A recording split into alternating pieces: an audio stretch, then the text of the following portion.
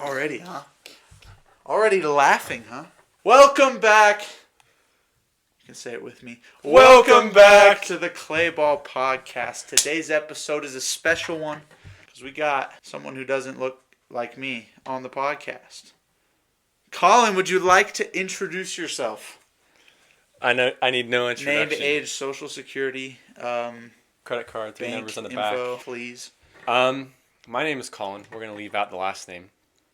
I am a photographer. I study psychology. I'm a junior in college right now. Attending Westmont College, now attending CU Boulder.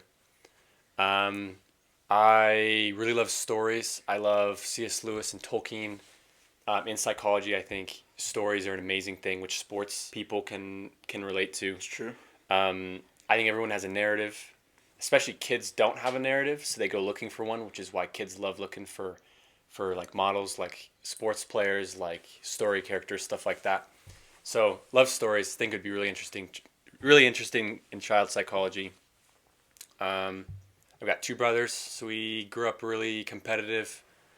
What else about me? You know a lot about me. There's a lot about you. I mean, we're obviously, people are probably questioning, why is this guy here? Like, he's wearing a Sidney Rice jersey. GOAT, by the way. And, like, is this guy a sports fan? Is he, he clearly has some wisdom, the way he was talking about reading and books and things, which is not something that I talk about. But we got some wisdom, obviously. Collin, you played... Sorry, I just looked at your computer. It says fantasy football nerd. Yeah. Of last year. This guy right here, I did fantasy not say football that. nerd. I did not As say of that. last year, he's been, testing his ball knowledge with me. No, that's not true. Hey, This is our first year doing fantasy together. He's the commissioner. I'm the commissioner, but that's mainly just like getting people together. True. Last year, did you do GCU fantasy? I did GCU fantasy. It was fine. Half the people didn't really care. I know. So it was kind of unfortunate. I think this year will be fun. I was a little bit worried that people were going to auto draft. Everyone was going to in our league, but people. They didn't. They actually showed up. Anyways, Kyle, you auto drafted though. If you're listening to this, our friend Kyle auto drafted, and he got right to the top of the power rankings. He's projected 130. Yeah, in week one, which is kind crazy. of unfair, but that's just part of it, I guess. Well, where were we? You are from Minnesota, so you got your Minnesota sports background, kind of. I was born in Minnesota. My folks are from Minnesota. Saying even folks, I feel like even saying folks makes me sound Minnesotan. See, I told you. Or you should say folks if you're from Minnesota. But I was born in Minnesota, moved to Colorado when I was 2. All of my folks are from Minnesota, so we go back all the time. We're always Vikings fans. I remember watching Brett Favre as a kid, which was amazing. But, I mean, he was past his prime at that point. Old Brett Favre. I mean, even at a young age, I had the rivalry with the Packers, so... Twins? Twins, yeah. We go to Twins games a lot. It was always... I think it was Justin Morneau and Joe Mauer were the two guys at the time. So I was going to bring up Joe Mauer. I know you've talked to me about him before. Joe Mauer was a catcher at the time, though, I think, when... As far as I can remember. Yeah. He was... Where did he play? Was he at first at any point? No, that was Morneau. I think Morneau was on first. But yeah, we used to go to Twins games. I haven't been in a while. We actually have a video of my dad with my brothers when they were really little, when they first moved to Minnesota. I was probably a baby at this point. And it was when Target Field was being built. They were like there when they had like the announcement. And we have like a video of them just walking around and them having the announcement. That's crazy. But that's kind of wild. We'd go to those games. Then we moved to Colorado, became Rockies fans. And I mean, same thing with football. It was Broncos and Vikings at the same time. I'm allowed to be a fan of both. Don't ask me. He's not a super fan, so it's fine. Not like a super fan. Like, to be completely honest, I mainly follow the Broncos now. Baseball I don't even follow that much anymore. He's a Bo Nix guy. Trust. Because I'm a Bo Nix guy. We're all Believers. We're all Believers. Your brother did he play baseball at CSU? Yes, but it was club. It was club? It was club. I remember you told me many times that you went to, like, games there to watch him and stuff, so I didn't know if it was, like, for them or... He was really good. I remember, it's like the Camp Rock. Do you know what I'm talking about? What? We're like playing the piano. Wow, she's really good. I have seen that. I saw that again yesterday, I'm sorry. He was really good. So in college, or not in college, in high school, he told me this, so take this with a grain of salt. But I think he had the most hits in the entire state for it. Like, he was crazy. But then he dislocated his shoulder a few times, and I think the first time he dislocated it, he was sliding back into first, and it just popped out. And then, as you know, medical people know, the more you dislocate your shoulder, the worse it gets, and the easier it is to do it next time. Every single time. He was really good. He went to CSU club also because I think he wanted to focus on just his education, and it's a lot of dedication to go into sports. You have to throw in so much time. Oh yeah. Which I mean, you know, because you were doing basketball. Yeah, I mean the high school basketball thing was definitely it was time consuming, but I wasn't even I knew I wasn't going to college. I wasn't good enough, and so it wasn't even as time consuming as other things. As other people would have. What would Tyson or Elijah, they both used their entire lives, right, to get to the point where they're at now. And I got to see the difference between a good high school basketball player, a starter in high school, and that's the extent of what I would get to, versus someone who's actually making steps to get to high level college basketball and, be able to go further and stuff. Yeah. That's a whole different thing. You like soccer? I do. This is kind of everybody, but the World Cup got me on board with soccer again. With Kyle and Luke from high school were really into soccer, and so we all picked a team. Yeah. At that point, that was before we became good friends. Yeah. But I kind of picked Liverpool, and then I didn't really follow it. And then every time a World Cup comes up, I enjoy watching it, but playing it is really the fun thing. No, that's fair. That's fair. Did you're the no? I played when I was 4. But it's I was never. I need to use my hands. You could be a goalie. I could, but then I'd still have to kick it. That is true. But it was also just time I didn't want to give. I do think peak experience is being 5, and kids huddle around the ball and you're all kicking each other's shins, and then someone scores a screamer and then you just go back to Capri Suns and orange slices. Okay, that's legit. That's a core memory. That's the stereotype that I wish I had, but I never had. I did have the Gatorades after a flag football game, but that's about it. You played flag football? Mm-hmm. What position did you play? All of it. Everything? It was just wreck. It was just good. Yeah, you're the reason I started watching the World Cup this year. You were you were going to watch the World Cup? Didn't care. I've never cared about soccer. Who's the GOAT? Who's the GOAT of soccer? Messi, for sure. No doubt. I mean, you shouldn't ask me of all people, but I forget who said this. It might have been Ibrahimovic, but he said that Ronaldo seems like a trained product and Messi seems natural. Also, when we talk about soccer players as well, I know people don't really care about this, but also the character of the game, sportsmanship is also such a big thing. And I feel Messi, I mean, he doesn't seem to do a lot of interviews, but he seems so much more humble, and also it seems more of a team thing than it does about individual goals, but it still happens for him. Do you know what I mean? Yeah, no, I get what you mean. I haven't really watched a lot of Messi versus Ronaldo, clips and stuff. Mm-hmm. But and maybe my thoughts are recency bias, but watching Messi this year was a lot of fun. I was dang, this dude's just really good. I find control of the ball a lot more impressive than. Well, okay, that's hard to say. I find Messi's control of the ball in active play more impressive than really great shots. That's fair. Because his are free kicks, which are awesome, and I would put him at number 2, of course. But it's you gotta pick and choose what you like, what you think is more valuable, and all the things. So yeah. You took pictures for Westmont baseball. Yes. More baseball. It's a baseball guy right here. Well, only a little bit of baseball. So. Westmont just went D2, which is awesome. They did? Okay. But I've heard something where D2 is actually... There's something about D2 being actually easier than D3 or something. I heard about this because... Have you heard anything about this? Kind of. I mean, it depends. D2, I think, is just... It's not quite D1, and it's the players who just weren't good enough to be D1, whereas D3 is people who are just really, really good that never really got a chance, I think, to go D1. So that's how I see it. I could be completely wrong. That's how I see it, though. Okay. Well, that's a tangent. But yeah, I take photos for my college at D2. I only took two games of baseball photos. Okay. Most of it is basketball. Huh. Didn't know that. Yeah. So men and women's basketball, which is really fun. I think each sport, you have to figure out where you're shooting and where to anticipate a photo. Now we have cameras that take 120 photos per second, but anticipating what you're shooting is really important.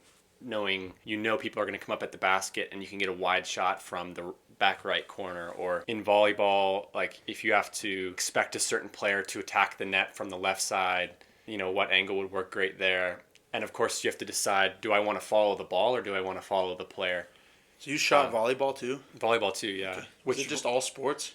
Yes, Oh, basically all sports and all events. But volleyball is really hard because choosing, like I said, you can either choose the ball or choose the player to follow with the camera. The ball is impossible because it's being spiked, and the lighting inside is so hard that you don't want your shutter speed too high. Anyways, it can get blurry if you're moving your camera quick, and it's hard to anticipate a play. So you pick a player, but then even when you pick a player, there's so much trickery going on who's going up for the ball. Like I'll get tricked on when they like fake a spike. And it makes me so mad. Or my focus on my camera, I'll focus on the person that's faking the spike, and then the actual person will spike the ball, and then my focus will be on the person in front, and it just makes me so mad. Cinematic. Could be cinematic. Blurry is now cinematic in photography, but basketball I've done the most of, which you'd be happy about. Oh yeah, you shot for us too in high school. You shot for a lot of our games. There's pictures everywhere. You want to plug your Instagram? Your Collin's Cam Instagram? Collins_Cam_. It's good photographer. My pictures are on there. A lot of other pictures are on there. He's got a website. I assume it's tagged on Instagram somewhere. It's tagged on Instagram. Cool. Go check it out. Support this guy. Last sports thing, and honestly, this is kind of where we're gonna go with the whole, I guess, direction of the podcast. You're a sports gambling addict. What are you talking about? I am so kidding. No. I just want to see. No, I'm not. He is. He definitely is. He gambles all the time. I'm just kidding. That has nothing to do with anything. I just wanted to see how he'd react. I had a $5 buy-in for fantasy, so I'm betting 5 for 50. I don't. I'm not allowed to, so I don't. Because NCAA says he can't, so he doesn't. I don't. He does not. I don't. Anyways, funny story. The only thing that I've actually gambled on is when I turned 18, I wanted to get a scratch off. I don't actually believe in gambling personally, for faith-based reasons, but just when I turned 18, I got a scratch off, and I was like, what the heck, I'll get a $10 scratch off. Could have been $2. I was like, let me get a $10 scratch off. The guy didn't check my ID, and I was like, okay, whatever. So he gave me the scratch off, and I won like $200. And I was like, is this some sort of joke? So I'm up $190 in gambling. So he's never gambling again, basically, Never is again. what we're saying. I hope. I hope you don't. All right, let's get out of sports. Let's get out of the sports world. We talked about your photography. That's kind of a big part of your life. You've rambled about it, which is great. Yeah. I think the most important aspect, at least I'd hope that you would say, is your faith. Talked about just, I don't know, if you want to give like a brief, very brief testimony of your faith and how you came to Christ. And yeah, I mean, in some ways that's a big question. I know some people have a very specific story of where they didn't know Christ and then they did. I was blessed to have a family that raised me as a Christian, which is fantastic. And God has a different plan for everybody. So really the question is, how did I get to know him personally? Because it has to become your own faith. So I believed God existed, and I placed my faith in Christ as a kid. Of course, as you get older, it means something different. I'll say when I was in middle school, I always loved going to big church.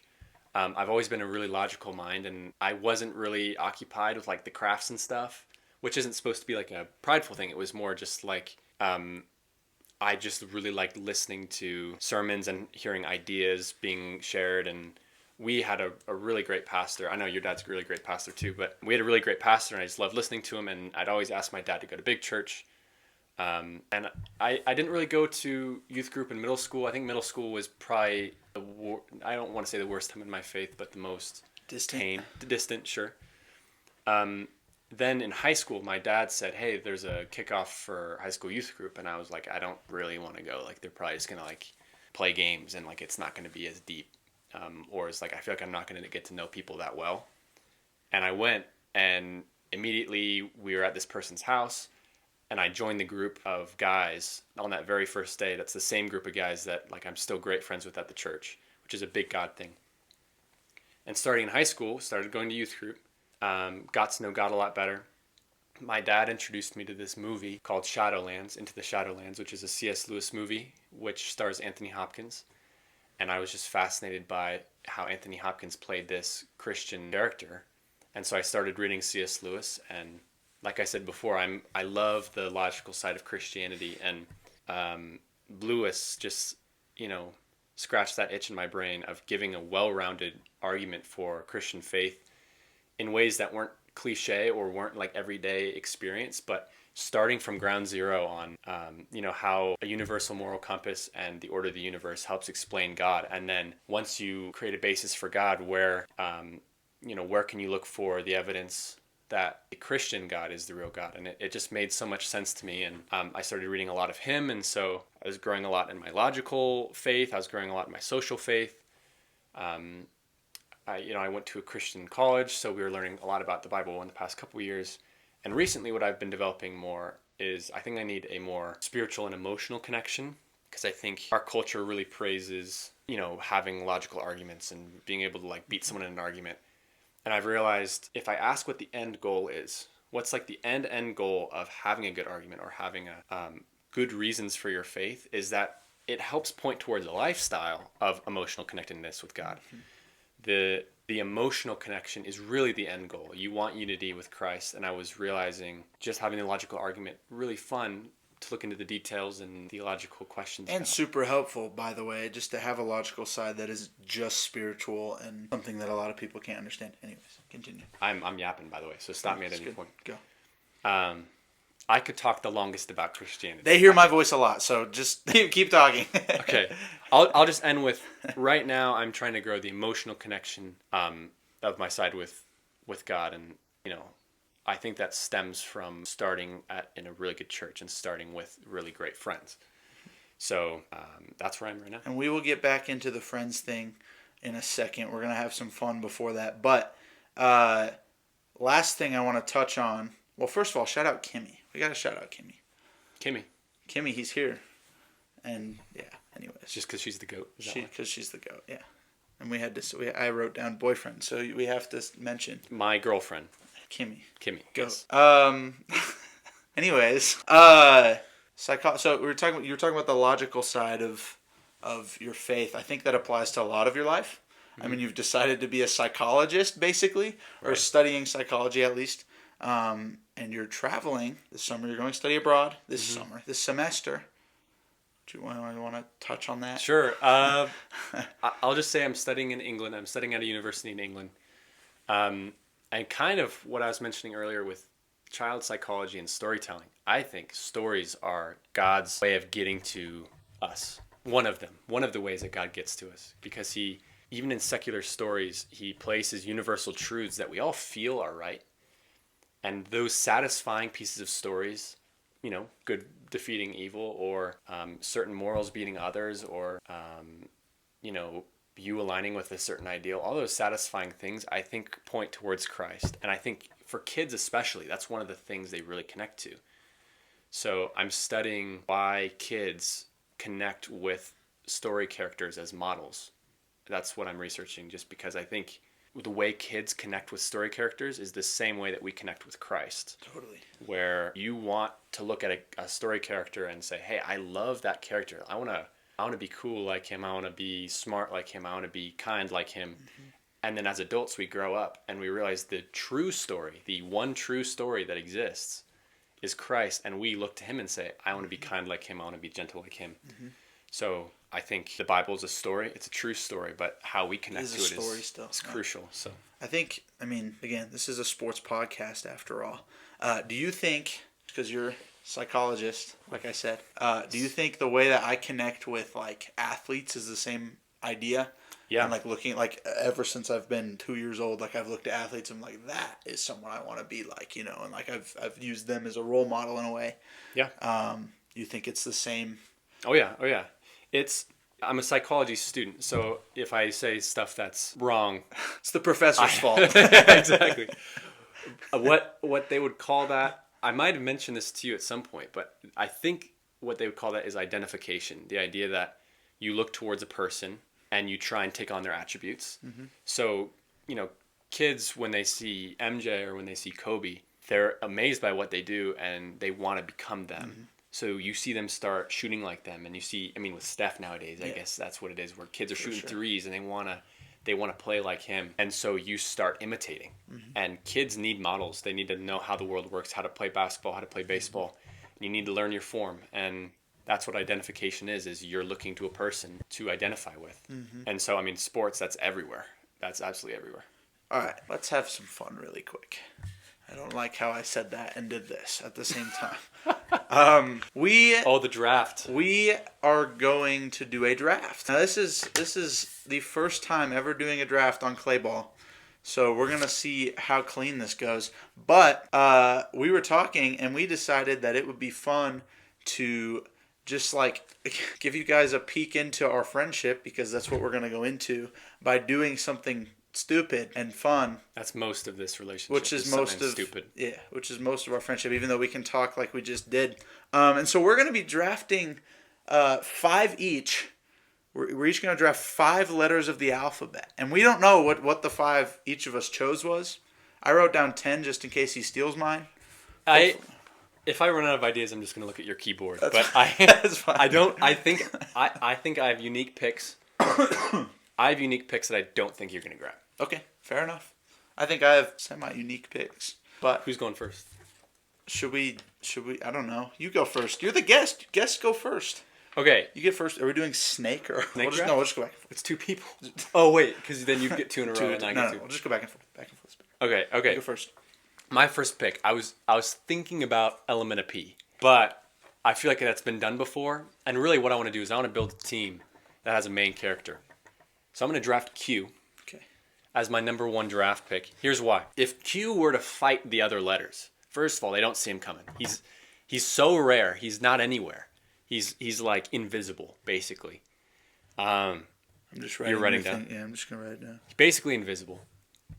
They haven't seen him before. Think about like a pitcher you've never seen before, right? They don't know what combos he's using. If he comes across E, he knows E so well. Do you know what I'm saying? Oh, I know what you're saying. Now I could draft you. I'm not going to draft you. Don't draft me. That's weird. Because Q and you are good buddies. I think Q is a main character. I think, if he was going to fight the other letters, he's like O, but like with a sword. He's like O with a sword. That's fair. Do you know what I mean? Oh, I know what you mean. I think he's a main character. He's an underdog. I'm taking him as my captain at number 1. All right, that's a legit pick. Questionable first pick, but quality reasoning. I'm going to go simple with my first pick, and I'm just going to get the alpha dog, biggest letter, best letter, greatest letter of all time out of the way. Well, historically, I guess. A. I'm taking A. Okay. First overall. My alpha dog, the superstar of the team. You have to take him. Know. He's gonna, hold this team down. He's historically great. He's like LeBron. He's a good starter. He's a really good starter. He's a fantastic starter, and he's gonna get the job done. But he is a veteran, though. Like, you don't think he's getting old? I don't think he's getting old at all. I mean, think about how many A names there are in the world currently. They just keep getting added. It's just more and more and more and more. I think the A is the staple of all letters. It's literally the start of alphabet. Right, but the alpha. It's the same. But the vowels could become predictable. We see a lot. They could. Don't get me wrong. We see a lot from the vowels. Lots of fantasy points going to the vowels. But that's a lot of pressure to uphold. That's fair. Okay, that's fair. I'm still taking him. I think it's a great first pick. It's a good first pick. Oh wow. I have a hard choice here. I don't even think I have to explain my second pick. My second pick, I'm just going with W. I could. He had that one. Oh, yes, he did. It's on my list. Because we're taking W's. We're taking a win. If you have W on your team, you're guaranteed some wins. You're guaranteed some wins. Like, that's his superpower. That's what he's there for. He's also, pretty wide. So, like, he's like a wall, Yeah, well, he's also, you picked a starter. I picked a closer. Yeah, that's fair. Near the end of the alphabet. That's fair. I think he'll close down games because he's a clutch player. I have the main character underdog. Now I have my clutch player at W. I think going back to my A, I just thought about this. I get the popularity vote as well because A is a popular guy. Anyways. But the popular vote doesn't win games. Doesn't win games. It's true, but it gets all-stars. All right. This is going to be, this is going to be super just, it's going to make sense. I needed a two-way player. I needed a guy who's going to come in, play some offense, play some defense. As a vowel and a consonant. I'm taking Y. Oh. I need both. I need, you get the dual work right there. And Y is definitely going to come in, and he's just he's someone you can put at any position on the field. He'll play his role. He knows what he's there for. But it's a very niche role. Right, but it's still. But when you need important. But when you need him, you're gonna regret not having him. And so I want to have him on my team. I think second overall makes sense. We're taking him second. You'll also get the support of the philosophers. Why? Exactly. See, that's what I'm saying. He's literally a question, as is. That's come true. on. But here's the thing: is you don't want any questions in your team. You know what I mean? That could be dangerous. Well, he's not a question mark. He's just the question. True. Could I draft exclamation point or period? It'd be like, no, that's just characters. It's just characters on a keyboard. We could have done that. I'll take the volume up button. Like take the space bar. Dude, space bar is kind of gross. Okay, number 3. You said 5 in total? Yeah, we're taking 5 total each. We could have one off the bench if you want, but we can figure it out. Okay, I'm not taking Z. Here's why. Z would cause a lot of division between the Americans and the British because the British won't even recognize him. Okay. You know what I mean? They're going to be like, who's this Z guy? Yep. And then you have to be, it's Zed. I was thinking Z because he's just pointy and he's, I have a reason. He's the true closer, but I think I already have W as a closer. I'm gonna wait until my next pick to explain why, but I'm taking B. You're taking B? I'm taking B, and I'll explain why in my next pick.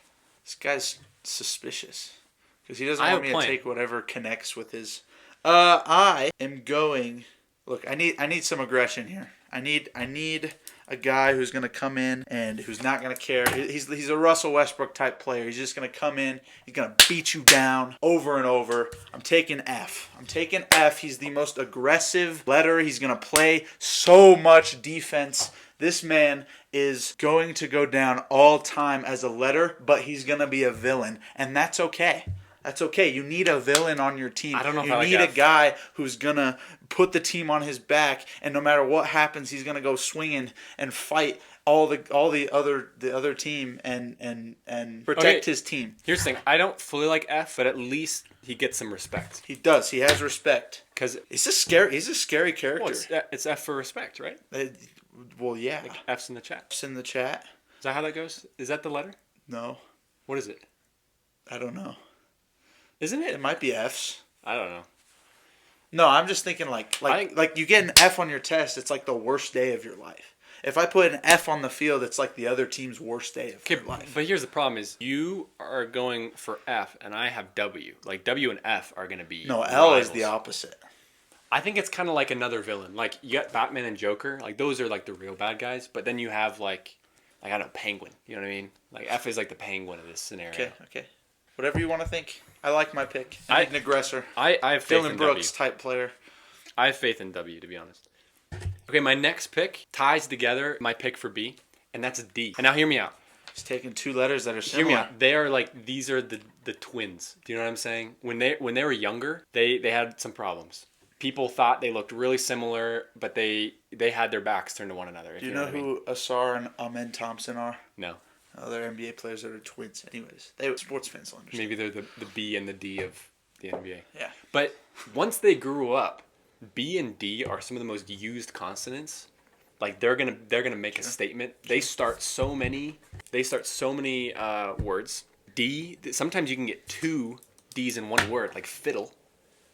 Then he just starts doubling up. Do you know what I mean? So these 2, I think, are really gonna play my consonant game. If you know what I mean.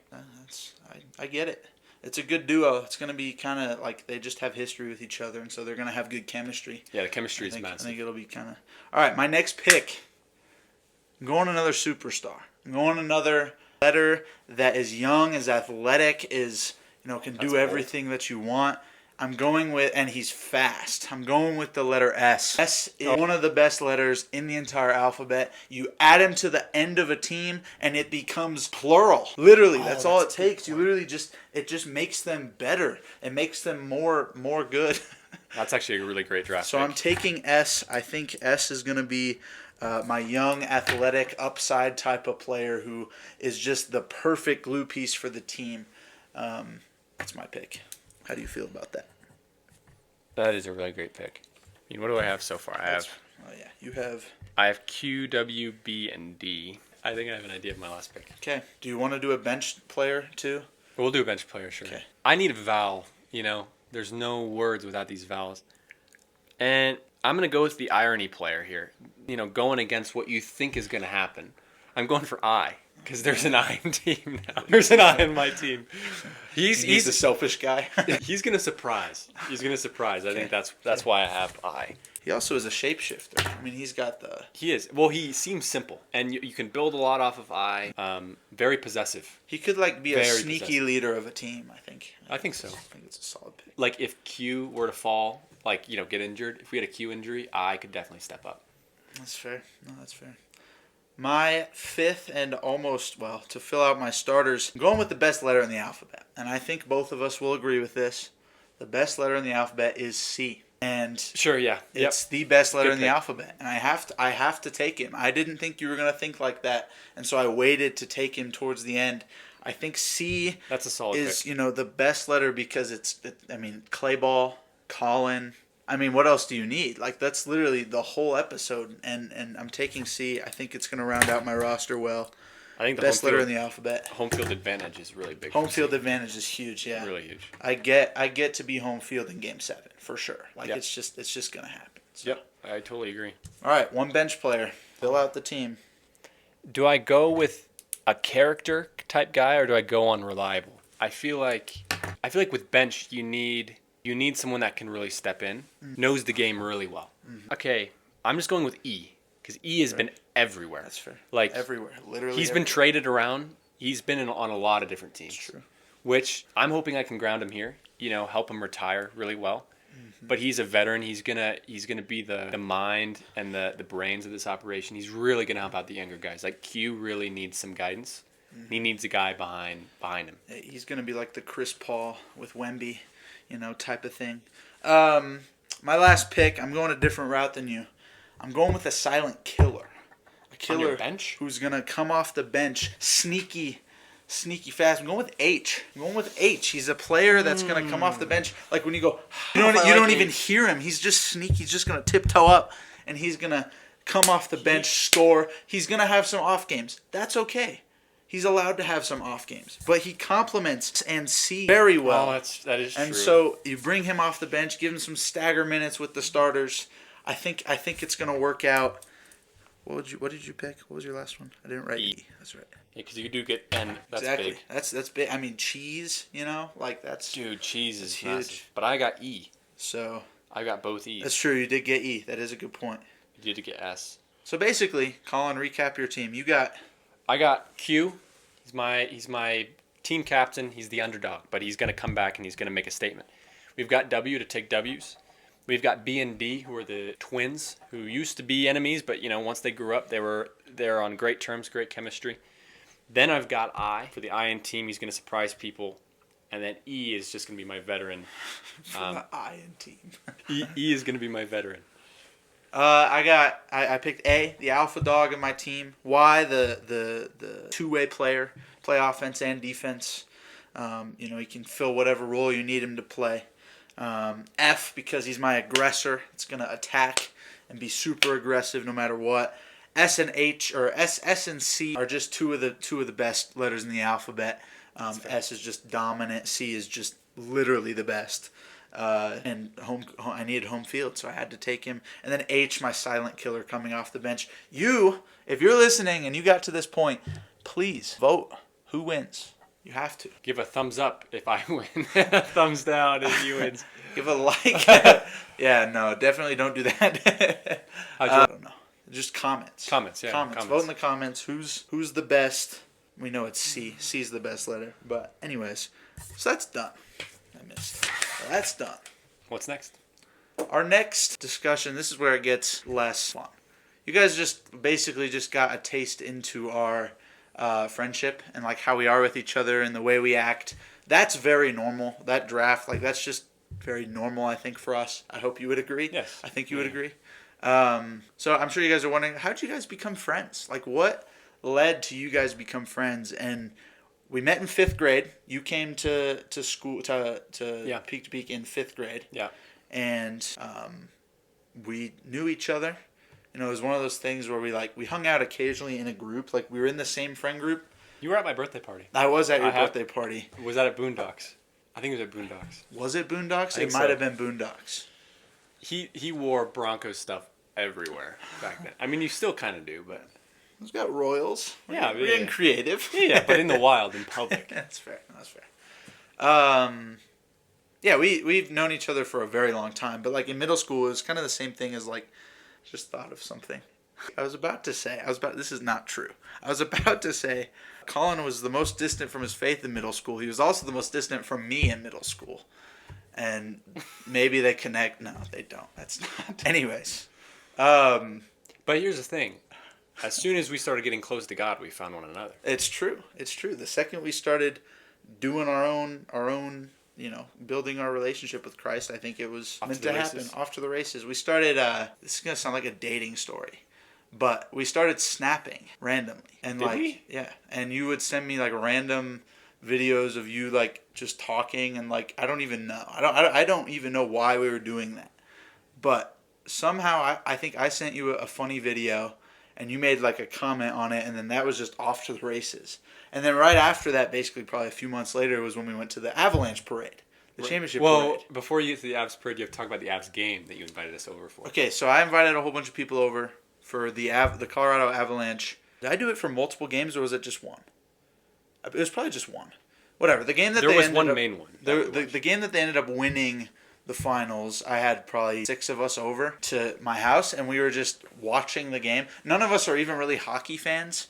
We just were like, oh, it's Colorado. Like, we should all celebrate. I got some Minnesota in me. True. That's true. He's a hockey guy. They ended up winning the finals, and this was 2022. And I remember being like, I want to go to the championship parade. Like, I had never been to a championship parade in my life. And yes, it's the Avs. It's not the Broncos or the Nuggets, but the Nuggets one came later. But the Avs were doing a championship parade. And it was on a day, I think, where it was like a Saturday, and no one really had any school or anything going on. And so I reached out to everyone that was there, and the only one that was able to go was Collin. And so you came with us to me. It was me, my mom, and Paige, right? Mm-hmm. To the Avalanche championship parade. It was so fun. It was like the first time we had ever just hung out, basically just us, and so much fun. That was where you learned to smile. I was actually telling my dad about this like 2 days ago. His family is so good at smiling. Like, if you walk around their house, they have like... Do you have a family photo every year? We do. We used to do family photo shoots every year, and so we just have them posed, and like they taught us how to smile. Anyways, they know how to smile, and I didn't really know how to smile. I was like, I don't even know how to describe it. Just cheesy. And so then I saw them all smiling in the photos. We still have the photos, and I still don't know how to. And I gradually learned how to smile. I mean, not because of the Avs parade, but following it once we became friends. You figured, you were like, wow, I need to get better at this, and you just like did. Anyways, that was a funny moment, I guess, of it. I remember your face just being like, wow, like you guys know how to pose and smile, and you were just like, hi, you know. So yeah, that was like the start of what built our real friendship that wasn't just hanging out in the same friend group. I think also with the Avs game and the Avs parade, you were immediately like no filter, like in the best way possible, like completely random. Yeah. Also screaming at the TV. Yeah, always. Which, I mean, I think I started off on the easy mode because when you get to the Broncos and not the Rockies, I don't think I've watched the Rockies game with you, but he'll yell at the TV and it's really funny to watch. And the Avs, if you don't like the Avs as much as the Broncos, that was low compared to. I'm an intense sports watcher. Which is an active listener. Yeah, I'll be chilling there like almost completely silent, and then he'll be like in front of the TV, standing in front of it, blocking everyone's view.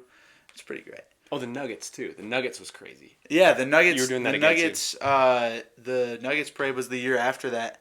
You didn't go with me to that one, I don't think. But no. The championship day, that was fun because I had a bunch of people over for every single game, basically for the whole playoffs, and. It was different groups of people, but the one where they won it, I think it was Game 5. I had all of my closest friends over, And when they won, there's a video of me just sprinting yes. back and forth, like just screaming, like yeah, I have a video of you like on the floor, like. That's right. It's like, come on, let's go. And that's me normally, and so they just got to, all of them got to get a taste of my sports intensity. Well, when I was first with you, I realized you didn't have like a mask or a filter. I thought that was great. Yep. And then I went with you and Paige, and I realized that your whole family was just completely authentic. Yep. That's, yeah. I mean, the next question I wrote down was, what specifically made our friendship develop? Like, we were both willing to have fun conversations, but we were also, like, we wanted to get deeper with each other and, like, actually talk about important things like faith or, like, just social things or whatever. And I think that's something that you would agree, and we've talked about many times, is like that made our friendship go from shallow sports whatever to actually becoming friends and actually helping each other with whatever's going on. Well, I feel like for you specifically, there's not really barriers to conversations that we go into. Like if we have to talk about sins we're struggling with, or if we have to talk about extremely random things in our relationships with Sydney or Kimmy or whatever, like there's not really a barrier or like an emotional tie to it. Like I feel like we can jump between things really easily. Yeah, and it's fun. Like it's enjoyable. It's not like we're just talking to a wall and the other person's just like, I don't care. Or doesn't like vibe with right, it. Yeah. And we were at the 4th of July fireworks. I remember this. We were talking about Calvinism, which if you're not familiar is a it's like a belief genre of Christianity. I'll say that. That's fair. If you don't know Christ yet, I would not recommend looking into Calvinism right away, because it's just, if you don't know Christianity yet, it doesn't sound like... To get you angry and not agree and not make sense. It's confusing. Yeah. Start with the love of Christ. Just read the Bible. Reading the Bible. Always recommend John. Do you recommend John? What do you think? John's a good book. I think the New Testament in general is... I think it depends on the person. Because there's some people that like... They want to hear the logical... Like, there's a lot of people that are stuck on creation and things like that. And I think I always point them to Genesis. And just super simple. Just start at the start. But I think John's a good book to go into Matthew. I mean, Matthew's the easiest, again, because it's just the start of the New Testament. If you don't know where to start, just, either pick the start of the Old Testament, start of the New Testament. But I also, I think John's a good place. I think Psalms is a good place. I've recommended Psalms just because it's very poetic, I guess, and it's easy to read in a way. I have a take, actually. Are you okay if we go off of the July 4th story and just go into religion? Is that fine? Let's go for it. I think Psalms is fantastic if you're an emotional person. Mm-hmm. I guess it won't tell you directly what God's like, but it will show you conversation with God in an emotional way. Well, you think about it, because a lot of Psalms are like prayers. Yeah. Or like things are like just songs that have been written, and it ends most of the time with it'll talk about like sorrows, and it'll talk about like hardships and things like that, and then it'll get into but Christ has it all together. Christ loves you, or whatever. God loves you. It's not Christ yet because it's Old Testament, but you get what I'm saying. Yeah. But it does tap into communicating with God a lot, and I feel like more emotional than logical, because there's a lot of times in faith when logically, God, why did you leave me? God, why is there pain in the world? Where am I going? What's my path? I feel like David and the other writers of the Psalms, because it's not just David, but the people who wrote the Psalms were just struggling with the emotions, not exactly why pain exists and all this, but just like existing in the emotions. Mm-hmm. Yeah, I'm with you. I know a lot of people, especially when they're curious about Christianity, will be a lot of emotion involved, which is why I kind of point Psalms out. Because no argument can convince some people. Right, exactly. Like there could be every single logical argument, and there's still going to be people that don't want to believe it, or that don't want, they just don't feel it, and so they don't think it's real. Yeah. And that's kind of why I point at Psalms. I point at... I always try to make it as simple as I can when I point people to the Bible. Mm-hmm. Because there's here's the thing, right? If you start with Genesis and you start reading straight through, it's an easy way to do it because that's how the Bible's set up. Right. But then you get into Leviticus. You're not getting past Leviticus. Right. You get into Leviticus and Deuteronomy, and it's tough. Well, I think what you really need to learn, I think this is probably why it's so important to be connected to a church while you're first reading the Bible, is I think it helps to have the big overarching idea and then get into the history.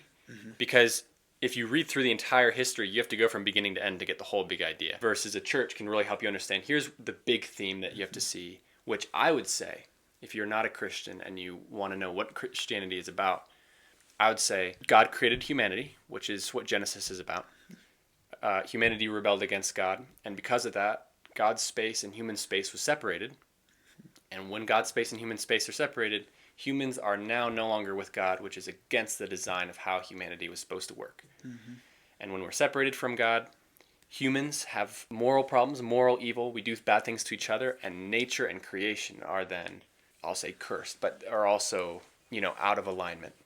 And so the whole idea of Christianity is we want God's space and human space to overlap once again, and Christ's death does that. So when we're separated from God, we are away from our Creator. We're working against our design. We're doing things that we feel are wrong, and we're hurting other people. And Christ shows us a new way to love, to mend our relationship with God so that the Holy Spirit dwells in us. And first, God dwells with humanity inside of our hearts, and then someday Christ will come again and reunite God's space and human space for eternity. Dang. Anyways, back on track. Where were we? We were just talking about how our friendship developed. I mean, that is a perfect example of what we didn't have probably 6 years ago. And we hadn't really reached into something, I don't think, that intentional in a way, I guess, if that makes sense. Do you think talking about faith, do you mean? I think we've always talked about faith, but I don't think it's been in a full conversation necessarily like that. At the start. But that was exactly how our friendship, I think, has developed over time as we've worked into every single time. It just gets more and more comfortable with faith conversation and more real, I guess, with each other about it. Anyways, it's a whole ramble. But we were just talking about how our friendship has developed. And I think it was just, maybe you agree, maybe you disagree. About which part? The whole thing. All of it. All of it. Everything. No, I completely agree. I think with you, it was easier for me to talk about Christianity right away. Because we were both openly Christian. Which was a start. We started it was us and a few other people at our high school that started a prayer group that we wanted to bring, because our school was pretty not Christian. There's I would say majority, probably would you say 80%, 85%, maybe more. Not Christian? Not Christian? Yeah, probably. You think that's probably accurate? Or at least not saying they're Christian. So we wanted to bring some sort of faith aspect into weekly habit, I guess. And that started with a prayer group. And we would have a bunch of people come and sit at a lunch table together and pray. I think we did it in the mornings for a time. I think people were curious too. Yeah, and people were just getting curious. We make an Instagram account and start posting on it, and it's this is interesting. We were just planting seeds, and I think that was another big part of us understanding how open we are about faith, about Christianity. Do you feel like that stretched you at all with making you uncomfortable even? Oh, 100%. It 100% made me uncomfortable because I hadn't openly expressed how my faith is in a way in the spiritual sense. I'd never brought my Bible to school. I'd never prayed at school. I had never done anything like that. And that group was a way of being okay, there's a group that's here that agrees with me, that I can feel comfortable with, but also still get out of your comfort zone because we're clearly out in the open. Yeah. And be we're inviting people and things like that. And yeah, it 100% stretched me. It's a good discomfort though. Oh, it is. It's very good discomfort. It's how your faith walk should be. You should be out of your comfort zone, And I wish we did it earlier. I think after we graduated, they kept it going. I think they started FCA again. I think they phased it into FCA. So that was good. That was cool to see that seed planted and lead into that. Anyways, we have a lot of funny moments. Funny moments that are... Which one do you want to talk about? Well, a lot of them, but I think just for the sake of time, we both play Wii Sports a lot. Yes. This is another sports thing I guess we could have talked about. But our Wii Sports golfing and bowling competitions turn into faith conversations a lot of the time. Yeah, that's true. And we're just swinging the golf club with the Wii remote, and it like goes way off, and we're like, no, and then we're like, so anyways, how do you feel about whatever, like New Earth creation or something, or like whatever. Am I allowed to go back to the 4th of July? Go yeah, oh yeah, that's where we were at too. Did we play Wii Sports on the 4th of July? We didn't. Well, I'll say I don't think we did. I'm gonna connect this back to Wii Sports so we don't get on a tangent. Okay. Basically, during the 4th of July, we were talking about Calvinism before. We basically were watching the fireworks while talking about Calvinism. And I don't even remember the fireworks themselves. But they like the fireworks going off, and we're like, yeah, like what do you call it? That total depravity. Okay, we were talking about something like total depravity. Yeah. While the fireworks are going off.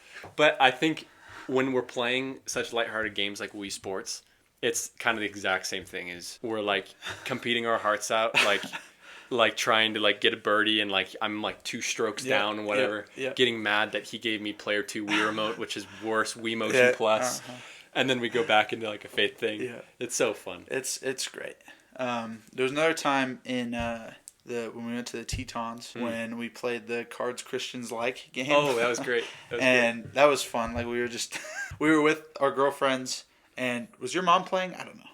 I don't know. Not. I think she heard us laughing. I'm sure. But it's basically Cards Against Humanity, but like a Christian version. And I have pictures of it somewhere, but there was so many different like combinations of things that we had that were like technically faith-based, but like they were just funny. And I think those were another example of just like having fun, but also still keeping it Christ-centered in a way. Those are my examples. I think both of those also show that competitiveness can be a Christian thing too. Oh, it can be, totally. Where, I mean, not that the competitiveness was directly related to the Christianity, but the idea that we want to push each other to, I mean... Iron sharpens iron. Iron sharpens iron in Wii Sports. And Wii Sports. But, I don't know, I think it's such a man thing to want to do stuff side by side or head-to-head competitive. Mm-hmm. But then you can still have a cool enough head to be able to talk about life. And we make a lot of things competitions, and it's great. You really liked Frisbee golf. Frisbee golf was fun, that's right. Is there a reason that you like that so much? I don't know. It was just in the open. It was free, and it was fun. And it gave us plenty of time to talk, too. Exactly, and it gives you a whole bunch of time. That was good.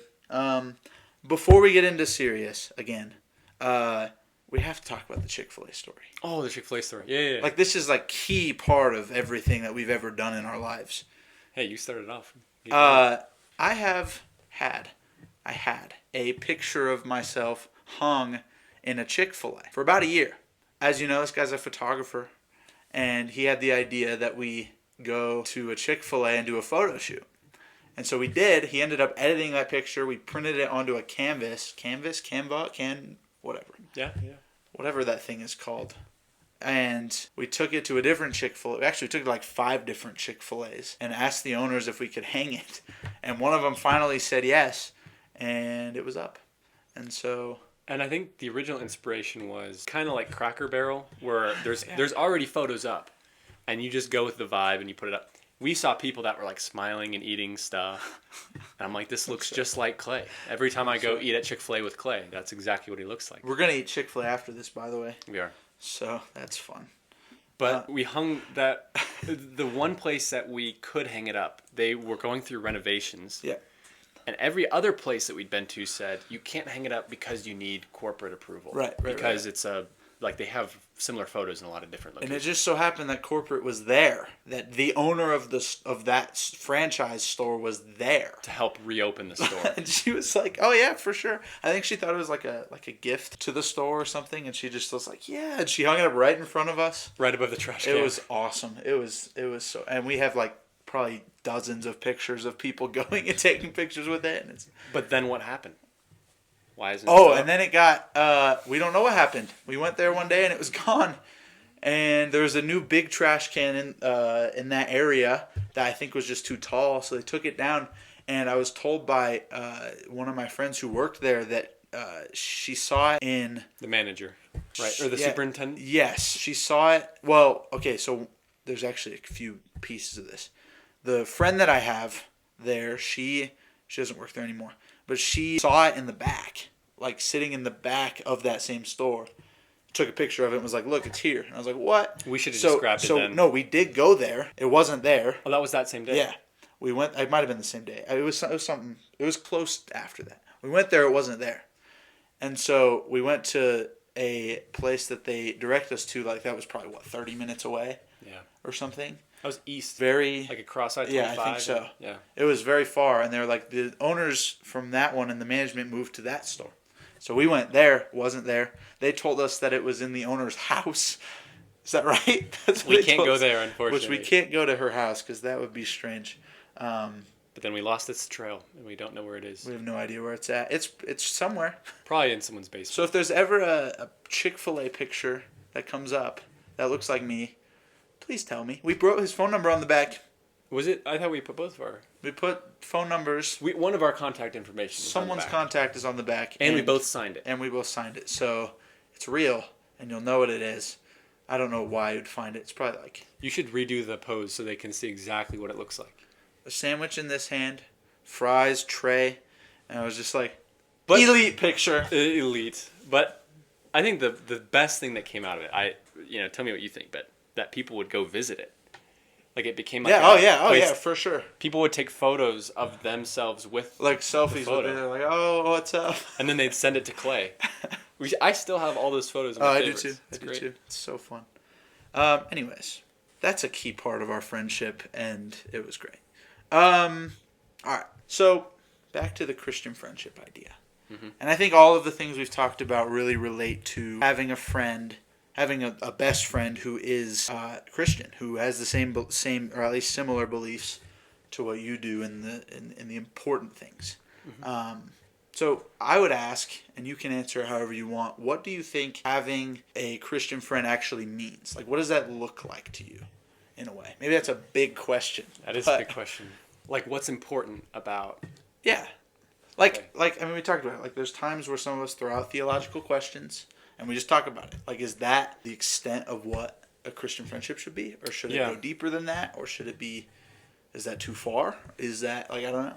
This is also tough because I would argue that those many things that we do, I think strengthen our friendship. Oh, 100%. I think it makes it more real, more Christ-centered in a way. Yep. And it's like those random Calvinism questions, like whether we agree or not, it still strengthens us because we know we're not like there's no tension there. I think I have an answer. I think a few different things. I think number one, God had a design for us to live in community with one another. And I think one-on-one friendships are crucial because they aren't just spending time with one another in a Christian community, but they drive you towards God, which I think in many ways means pushing each other on the right path, even when it seems contrary to culture, and even when it seems contrary to what's natural. So for men, for example, I think we live in American culture to be very individualistic. I would argue that the culture of the Bible is very interdependent. That I think the Bible says we need to rely on one another. You're not supposed to make it on your own. You're not supposed to be the master of your finances. You're not supposed to be the leader of your family. Like, God is all of those things. And you need to depend on other people in the church and in friendships to help make those things happen. So having a Christian friendship, I feel like, means we're going to redefine what it means to be successful, to grow families. And we're going to do it differently than the American way of life. We're going to do it with one another. You're not going to do it by yourself, and you're not going to be held to your own success. When you see something wrong in another person, I personally believe that it's not just mind your own business. If we're close and you do something wrong, you do something that hurts someone else, I'm going to say, hey, I love you. Really want to walk with you through whatever's going on. But you need to correct this. I don't think this was right. I think you need to go back to Christ and repent. And I mean, really what I'm saying is I think there's a number of things that feel unnatural that Christian friendship redefines. So how do you think being in a Christian friendship is different? And you can just go more deeper into what you were talking about. But like, how do you think a Christian friendship is just different from a normal friendship?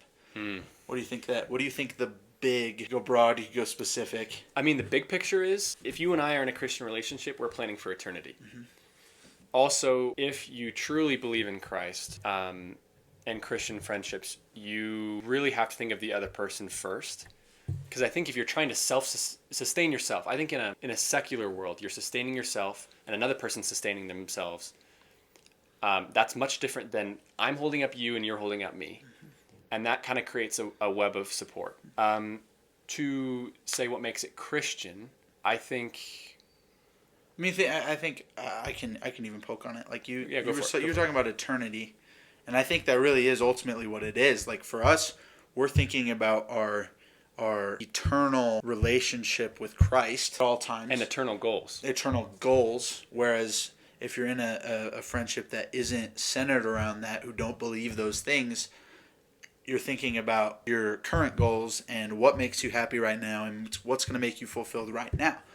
And so, like, we don't go party because we don't think it's beneficial to our eternal goals, right? We don't think it's beneficial to what we want to do eternally. And so we don't, like, go, at least I hope. I don't think you do. Go party? Big party. Birthday parties. That's Birthday parties, yeah. I think I have, kind of bouncing off what you're saying, where with partying, the end goal of partying is pleasure. Right.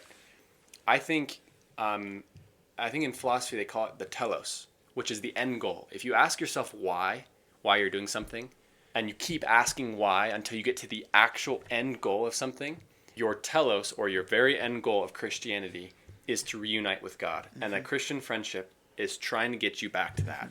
Versus if you're in a secular friendship, if you're in college, you're just thinking, okay, right now I just need pleasure, or I just need I need recognition. And if that's your end goal, if that's the thing that you love the most, then your friendships will help you serve that goal. So if I need pleasure, my friendships are going to help serve my goal of pleasure. If my goal is pride or recognition or money, that's what my friendships will help me do. And honestly, if I care about my friends, my goals are important for honoring my friends, because what your friendship means to me is based on what my goals are for my life. So if my end goal is Christ and our friendship helps me find Christ, that's something that we do together. But if it's only my own success, my end goal might hurt you. And even if I'm kind to you and I'm nice to you, I don't insult you, my end goal and your end goal will go different ways. Instead of a Christian friendship tries to find the same end goal, the same telos. By the way, that's not to say that we're perfect. Oh, not at all. That's not to say that we're so much better and we've never screwed up and we've never sinned and we've never sought pleasure. Yeah, exactly. We both are sinners. We both believe that we're in need of a savior. We both believe those things. And again, because those are our eternal goals, that makes it so much easier for us to like be like, hey, like what are you doing? Like, why are you doing that? Like, why are you thinking about that? Why are you why are you falling into that temptation? Like, that's not going to help you eternally.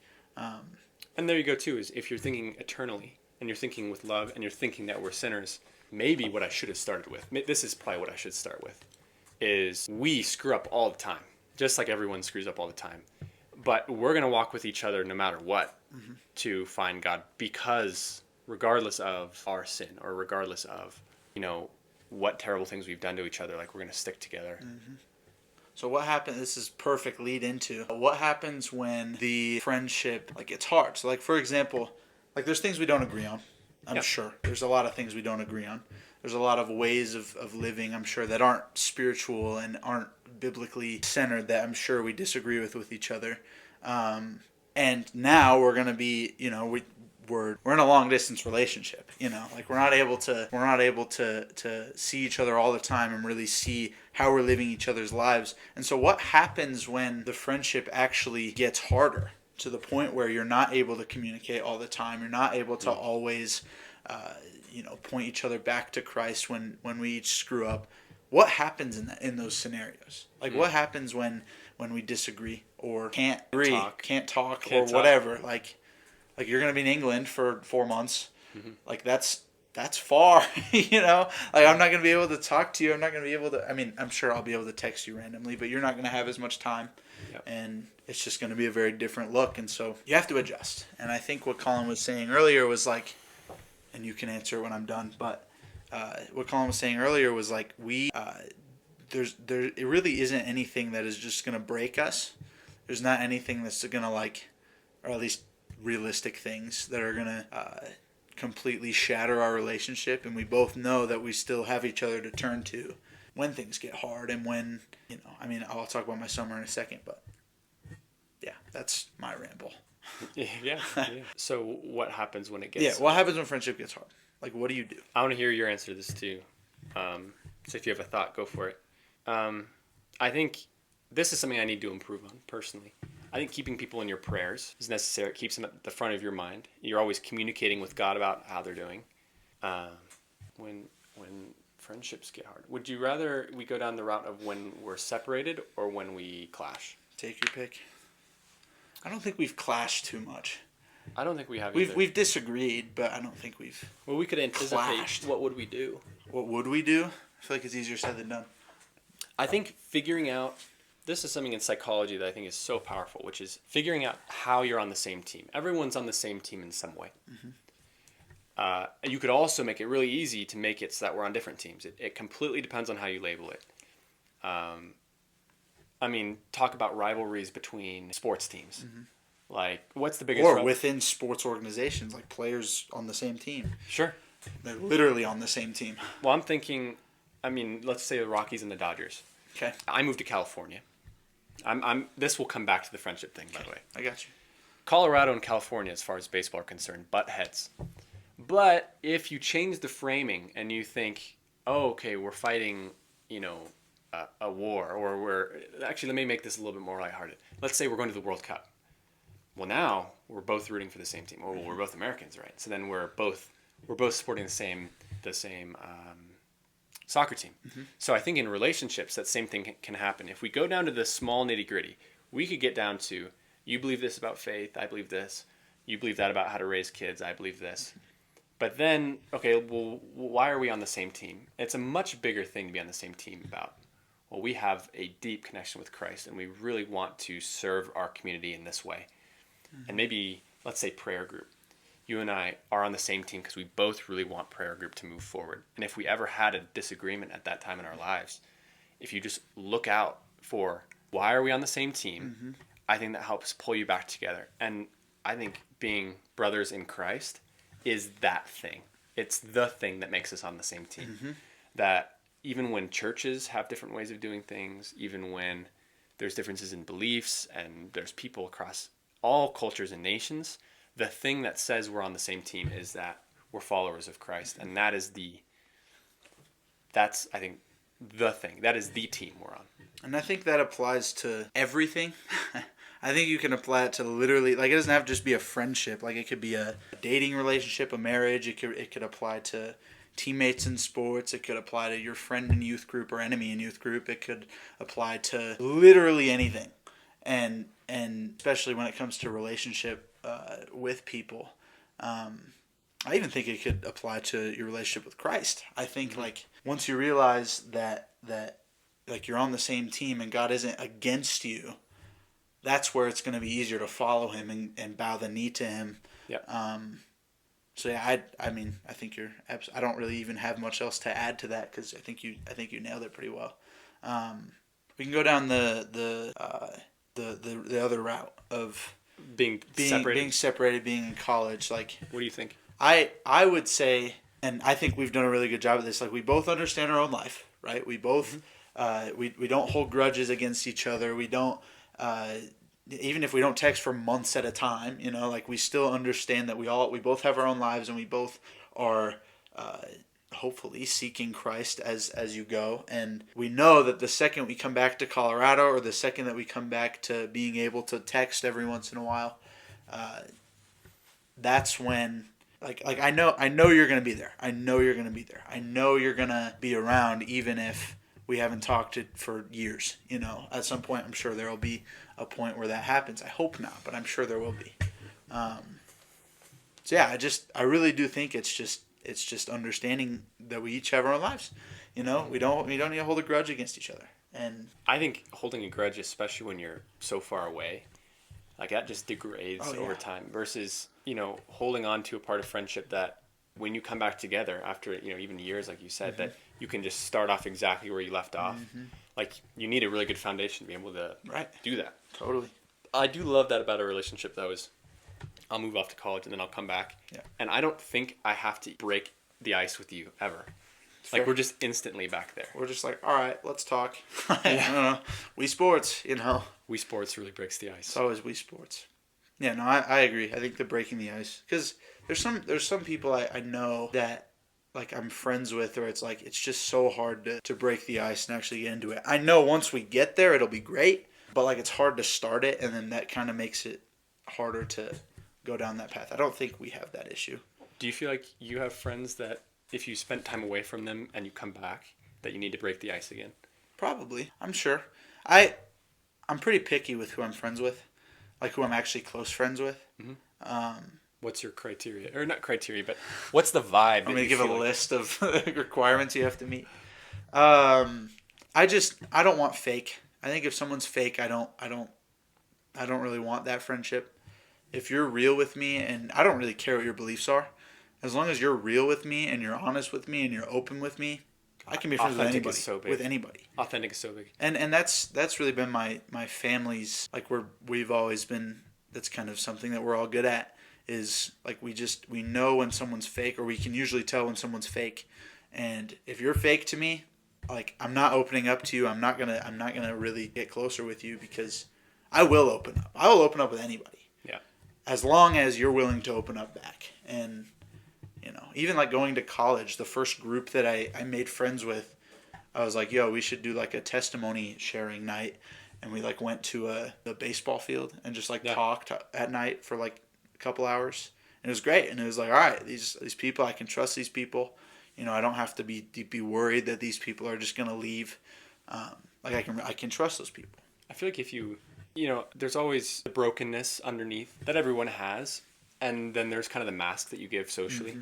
When you're talking about authenticity, I feel like if I see someone be completely real about struggling or being vulnerable, I'm like, oh, I'm struggling and I'm vulnerable. Like, I don't know. I connect with the brokenness too. Yep. Not that should be the center of your relationship, but I really don't like, especially with men, the idea that being authentic about your weaknesses is weakness. Yeah. That's like vulnerability is a bad thing. When really you're just inviting interdependence, which I think is a fantastic thing. Being able to rely on someone. The issue is sharing your weaknesses as guys to another guy without being confident that they're going to share something back becomes a weakness. So true. So if I share, I don't know if that made any sense the way I put that. No, I know. Yeah. But like me and you, we're just starting our friendship, and I decide I have something going on in my life, and I share with you, and then you are like, oh, that's cool, and then you just move on. Like, that becomes a weakness. Right. Because they're able to like, guys, they poke fun at each other. We make fun of each other. That's just how it goes. Right. And if I share my hard things and the other and Collin then doesn't share his hard things, he's able to poke at that hard thing if he feels like it, and I have nothing to poke back at.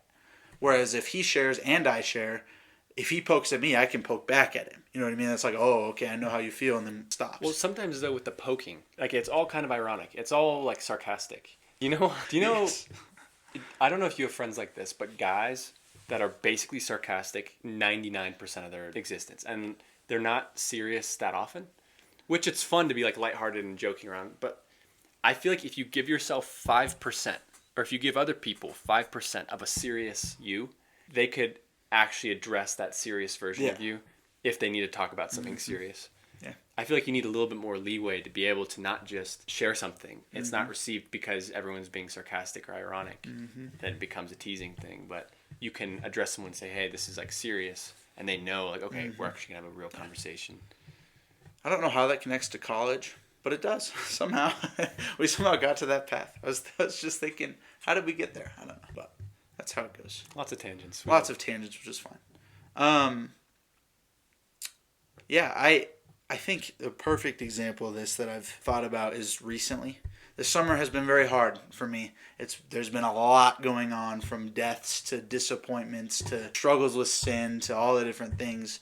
And the one thing over this summer being here has been being able to share that and be able to tell you that and be able to, be open about it and know that you'll be able to point me back to Christ like we've talked about. Right. I know, like, I believe Collin will pray for me. I believe, he'll let me just chill with him and we can play Wii Sports. It always comes back to Wii Sports.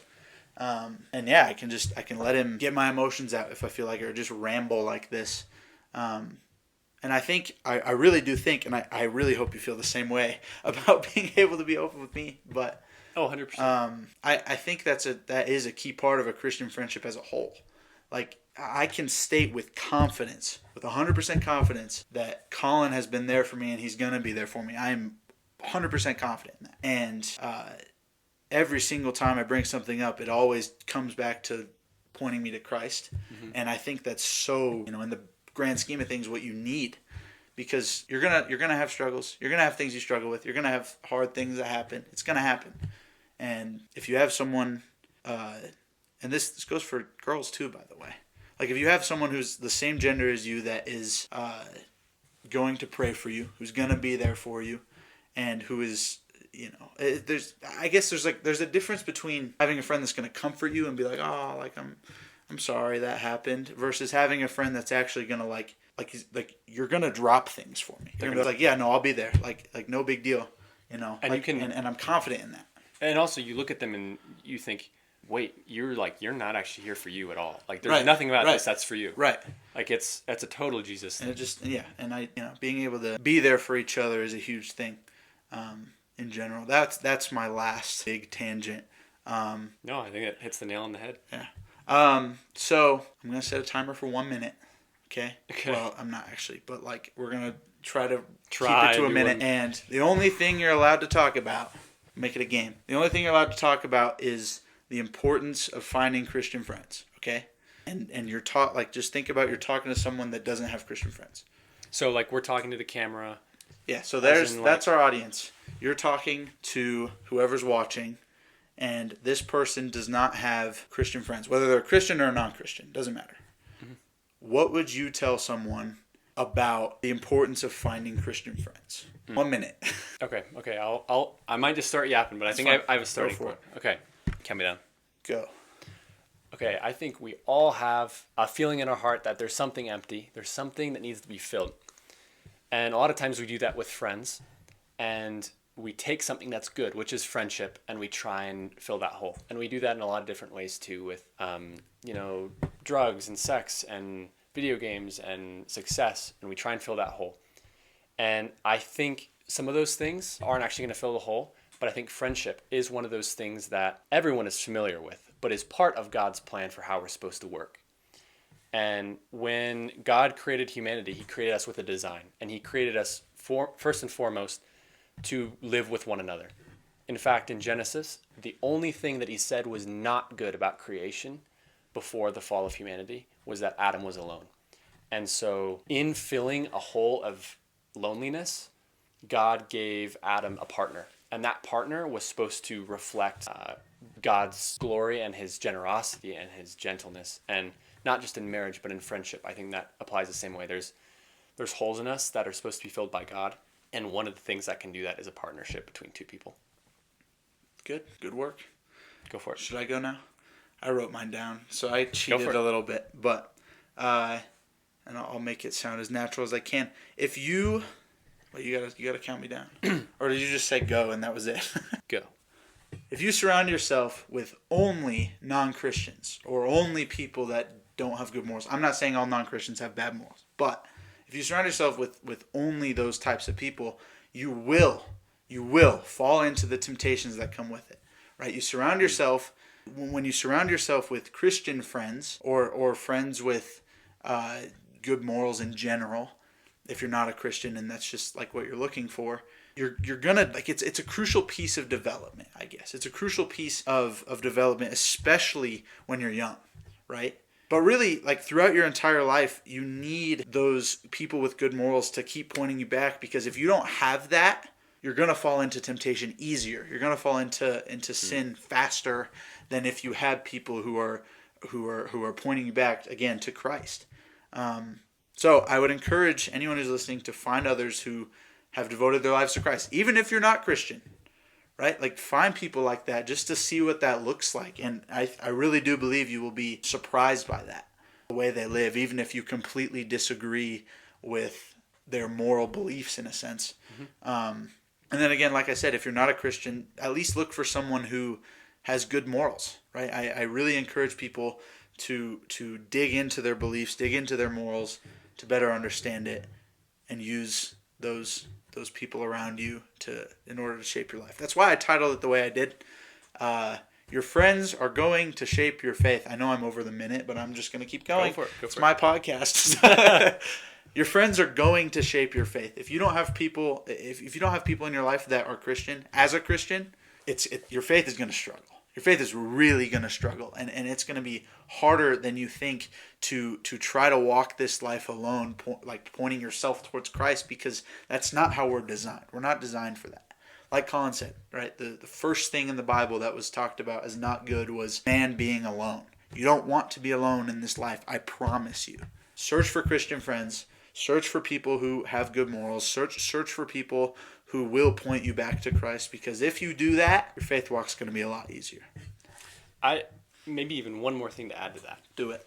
Just the fact that you and I said two very different things. I think yours was practically a lot more helpful, but we just complemented each other. I gave maybe a big picture thing. You gave a much more practical, more cemented idea of why we need friends. I think that's just the story of we both look at the same thing differently, and what you said might actually help give me a different perspective and vice versa. So, well, thank you for coming on the podcast. Thanks for having me. Shake my hand, because we're men. You get cold hands. You have soft hands. That's another thing of our friendship. He's got really soft hands. I don't know why that's our friendship, but it's just Collin. That is our friendship. It's my soft hands. Well, thanks for having me on. You're welcome. Have fun in England. Everybody wish this. Hey, vote on the draft too. Oh yes, vote on the draft. Have to. We want to know who wins. Q. What's your team name? We gotta have a team name so they can reference it. Clay versus Collin. But the name of your team. The name of my team. Like my team versus. So A team versus Q team. Q team. Q-tip. Q-tip. Q-tip. Alpha versus Q-tip. That's not fair. Q-tip's getting walked. Thank you to everyone for listening to this podcast. It's probably gonna be one of the longer ones that I've done. But that's great. I'm happy about it. We love it. Thank you for listening to what? Clayball Podcast. Yeah.